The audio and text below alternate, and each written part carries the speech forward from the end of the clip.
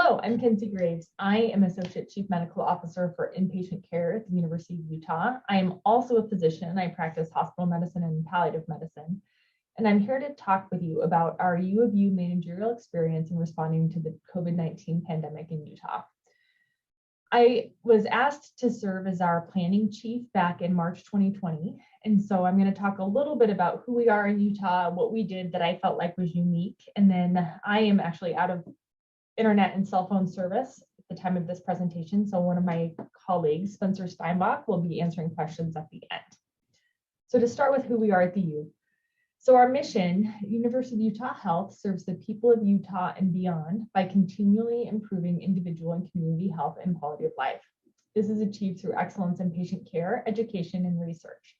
Each of these is vital to our mission and makes the others stronger. So a few highlights about who we are.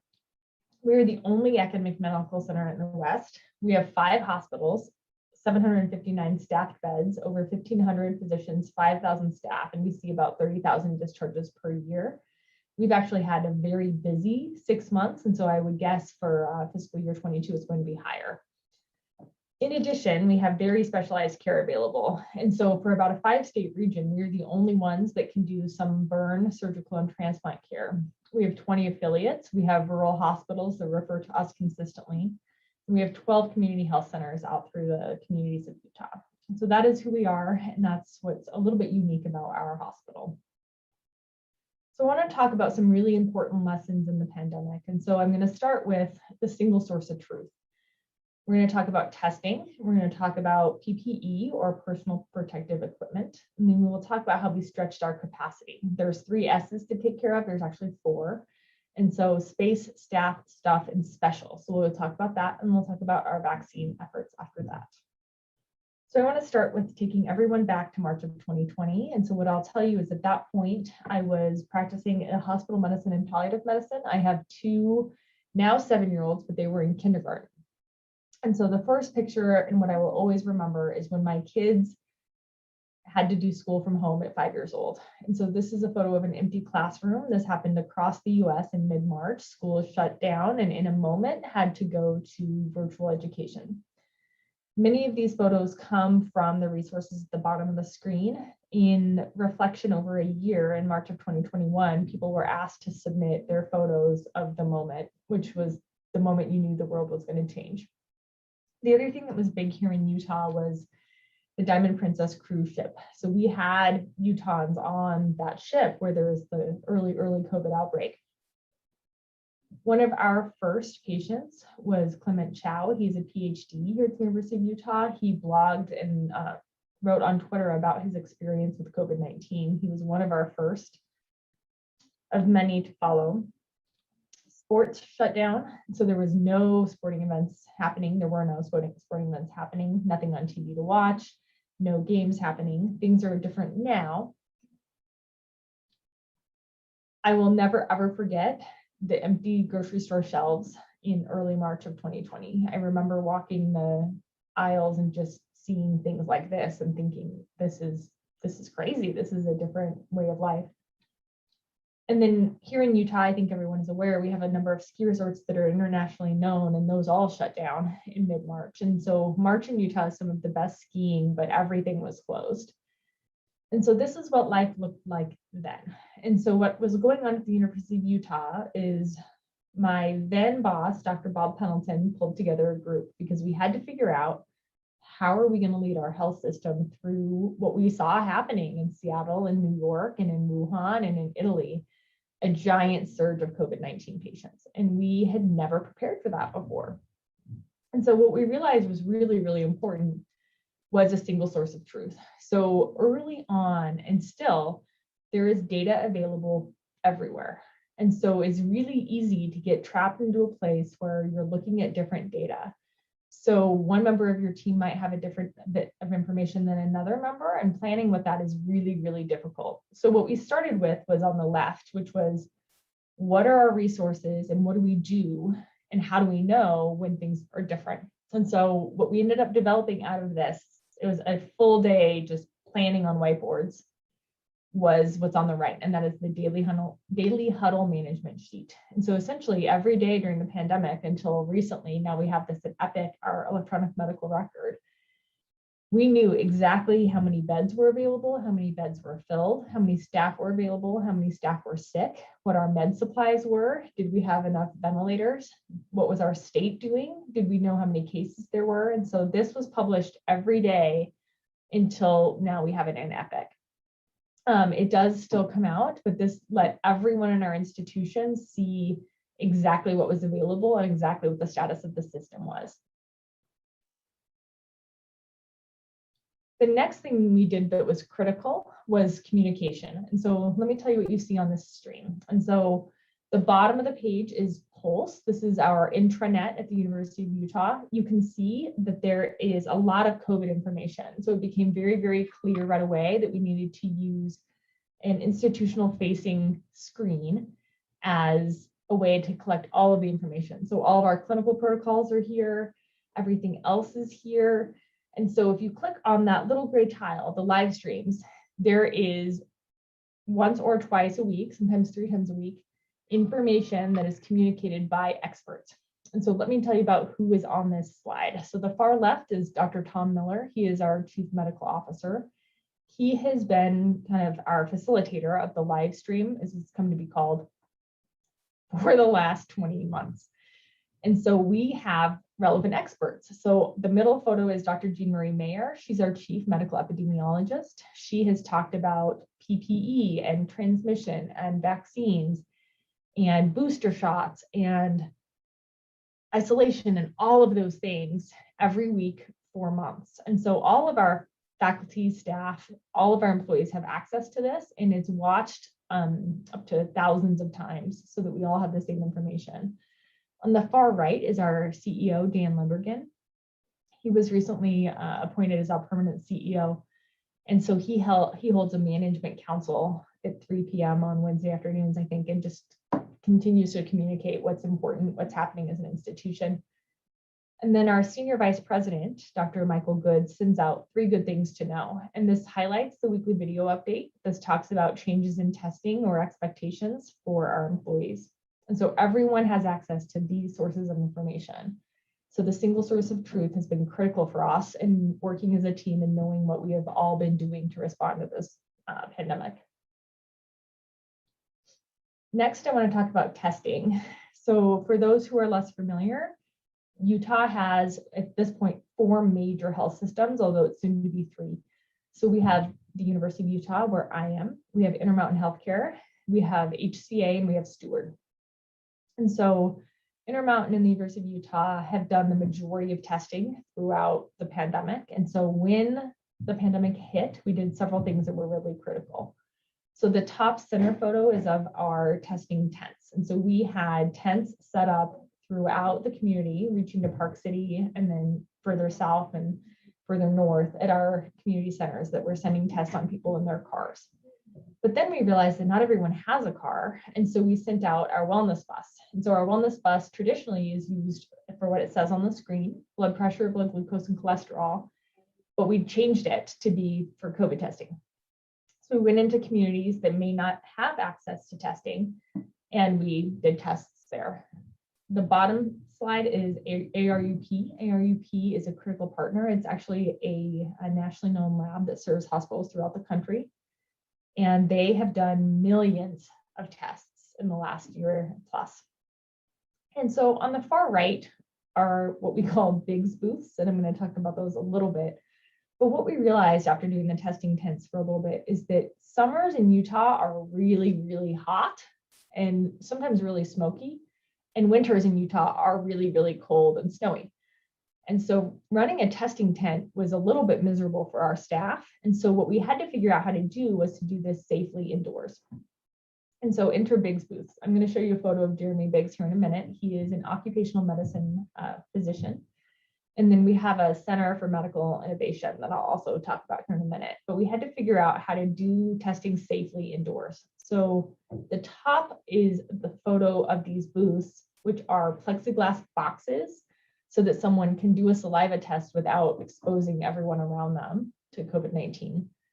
These are for the vice presidential debate. So everyone might remember that back in, I think, October of 2020, we held the vice presidential debate here at the U, and we had to test everyone before that. This was before vaccines were widely available, and the big booths were how we did it. The bottom two screens are some of our community health centers. So what you'll see is that there is a box built either out of wood or plexiglass, and then there's a fan behind it that pulls back all of the air that's being exhaled. So by doing this, we minimize any exposure to someone else in that area. And so those are what we've gone to for testing now. I want to shift a little bit to what things looked like in 2020 in regards to personal protective equipment. And so I think everyone remembers that when COVID-19 first came out, we were all very worried about not having access to PPE. And we saw physicians and nurses getting sick and dying from COVID-19 because they didn't have proper PPE. So what these are headlines from that time. You couldn't buy cloth masks. You couldn't buy procedural masks. People were walking out of our hospitals taking gloves and masks, and we didn't have what we needed. And so what did we do in Utah to deal with that? So on the left, you can see what is called a halyard standard procedural mask. We use these all the time taking care of patients. Here's one. But you couldn't order those. And so what we did was something called Project Protect. And so the bottom photo is actually Dr. Jeremy Biggs, who invented the Biggs booths.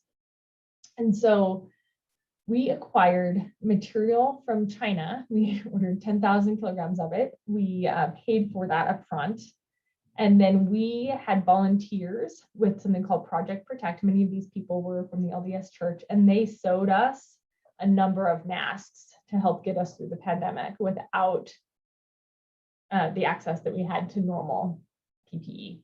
And so we still use these. We hand these out to visitors to help them comply with our masking guidance here at the university. We also had to figure out what to do with N95s.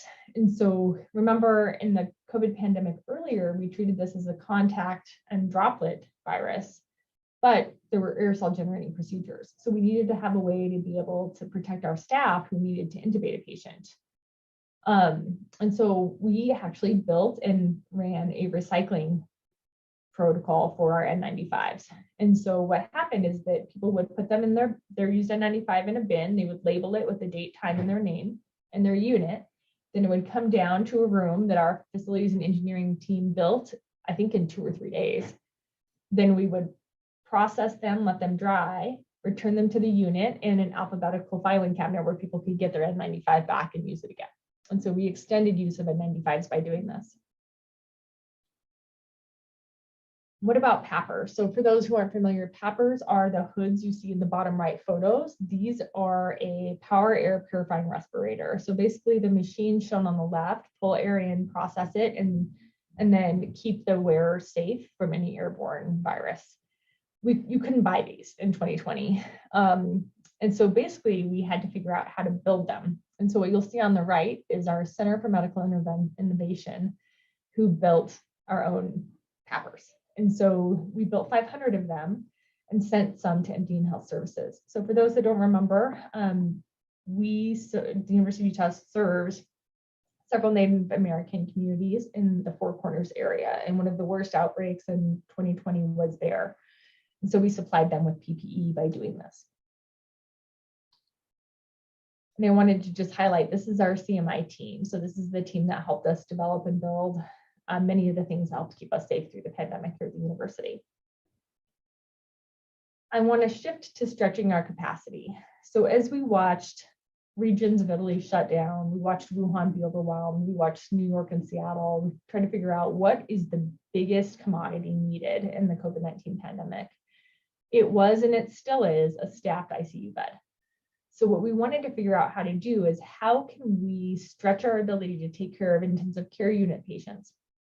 And so the first thing we had to answer is, where do we have space with safe airflow? So here at the U, we have a building called the Critical Care Pavilion, and that is designed with special ventilation so that each room is unique and it's ventilated outside. And so the air from a certain room is not recirculated throughout the hospital, which was important with a virus that maybe behave like an airborne virus. And so what we found was that we had an acute care unit in that building we could convert to use as an ICU. And so then we had to think about what would we do to staff these areas. And so we did a lot of really creative things that I think many healthcare institutions did. We trained acute care nurses to function in the ICU as extenders. We worked with some other nurses in different procedural areas to staff an additional ICU. And then what about stuff? And so to take care of an ICU patient, you have to make sure you have enough oxygen, you have enough power to be able to run a ventilator. You have to have a monitor. You have to be able to see that monitor. And so what we ended up doing was taking those things from across our community or across our health system to be able to care safely for ICU patients. And then at the university, as I mentioned, we have really unique specialty care. And so we had to be able to continue to provide stroke care for our region. So we cover about 5 states. We had to be able to provide transplant care. We had to be able to provide burn care. So by creating an additional ICU, it let us continue to do the things that only the U of U can do in that Mountain West region. To describe this and to be able to communicate it clearly across the system, we did what was called a PACE plan. So PACE stands for primary, alternate, contingency, and emergency. And so these were our plans. And so one thing I will say about leading through the COVID-19 pandemic, and this is a quote from Eisenhower, I'm paraphrasing, but the exercise of planning ends up being more useful than the plan itself. And so we ended up deviating from this a little bit, but the exercise of going through what our resources were and how we could safely deploy them prepared us for pretty much anything we saw in 2020 and early 2021. And so basically what this talks about is what normal business looks like on the far left. And then as our system got more and more and more stressed, where would we put additional ICU patients? And so we use this to guide us throughout the pandemic.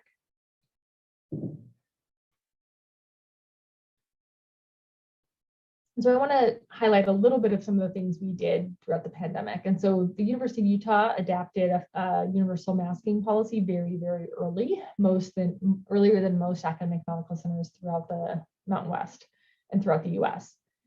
We added an additional 20% of our ICU beds and did that for 5 months, which let us continue to do our specialty care that was needed for our region.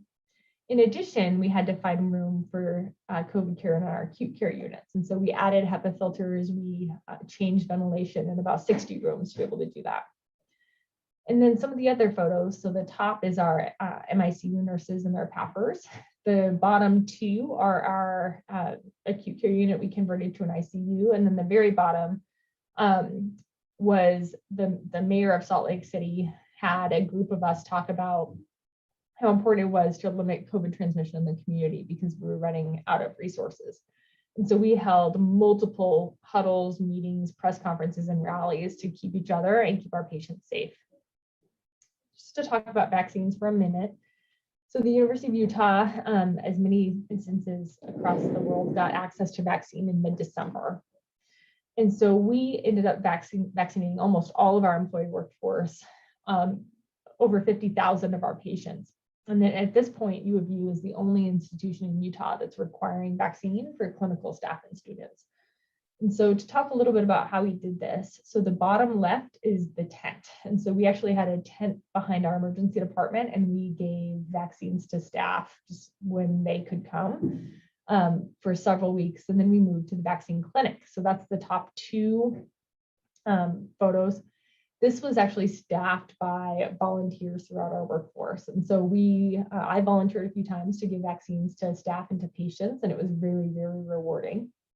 And then the bottom photo is our first, one of our first patients getting vaccine when we were provided with the resources to be able to do that. And so Utah has, U of U Health has provided quite a bit of vaccine to the community. And then the last thing I want to talk about is virtual care. And so I'm not sure how this looks over at Far East Memorial Hospital, but for us, we had talked about doing virtual care for a very long time, but really had not been able to do it. And so when things shut down in March of 2020, we on a dime flipped to delivering care via iPad and telephone to our patients who needed us. And so what you'll see on the left is us setting that up. On the right, I mentioned our converted ICU a moment ago. What we tried to do in that ICU was provide consultation via iPad. So a provider could come to a clean area, and then the nurse inside the unit with COVID-19 patients would take an iPad to the patient. The consultant would use the iPad in the clean area, and they would do a consult that way using the nurses and doctors in the unit as their eyes and ears. And so this middle photo is us setting that process up. And then the last photo is virtual care information on a city bus. And so we held over 20,000 virtual or phone visits per month throughout the pandemic to be able to serve our patients who could not get to us. And so in summary, I want to show, this is our Sugar House Health Center with a sign that says heroes work here. So one thing that I reflect on throughout the pandemic is how much value I have gotten from working at the University of Utah and leading with the wonderful people that work here. I really do think heroes work here. And then the bottom photo is Huntsman Cancer Hospital lit up in white. This was on our first COVID Memorial Day, which was early March in 2021. And so we've seen a lot, but I think we have risen to the occasion and done the best we can. And so in summary, I want to talk a little bit about what we've learned. So this is my family. So my kids, as I mentioned, did the end of kindergarten from home. This is them graduating from kindergarten at their school sign. We did a reverse parade with their teachers, and we colored a poster that said, "We love you, stay well." The next photo on the top, so the third from the left, is my one of my 5-year-olds. I was trying to work from home, and so this is what working from home looked like for many of us. We learned to cut our kids' hair, as many parents did through the pandemic. My kids had to learn how to mask to go back to school, so we practiced with our stuffed animals. So Tigger and Piglet are big characters from Winnie the Pooh here in the US, and you may be familiar with them. And then the next one is the photo of my kids on their first day of first grade, going back to school in August of 2020. Like everyone else, we went camping in RVs in 2020 with a new puppy. So we had a pandemic puppy, and that's the bottom photo. And then the bottom right is some nurses. And so for a surprise, many of the nursing staff created t-shirts for me that said, "A bed is a bed. It's not a staff bed, and it won't save your life," because staffing really is the most important thing in taking care of a patient. And so with that, I'm going to say thank you for listening to our managerial experience, and I'm going to have Spencer Steinbach help me by answering questions. Thanks again.